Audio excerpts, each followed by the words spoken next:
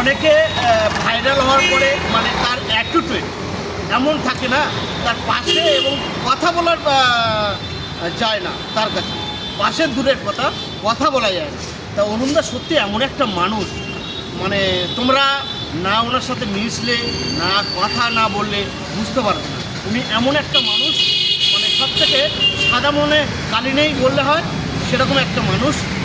এখন সাদা পোশাক পরে আছে, সত্যি এনার মতন লোক আমার মনে হয় না যে পুরো অল ভারতবর্ষে এরকম লোক আছে বলে আমার মনে হয় না।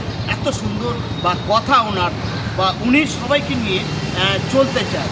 কিন্তু অনেক মিডিয়া এবং অনেক ইউটিউবাররা এই দাদার নামে, ডিজে অরুণদার নামে অনেক কথা বলে। আমি বলবো যে এটা সম্পূর্ণ ভুল তথ্য ওরা দিয়েছেন। আমি যৌতুক এনার সাথে মিশেছি এবং কথা বলেছি।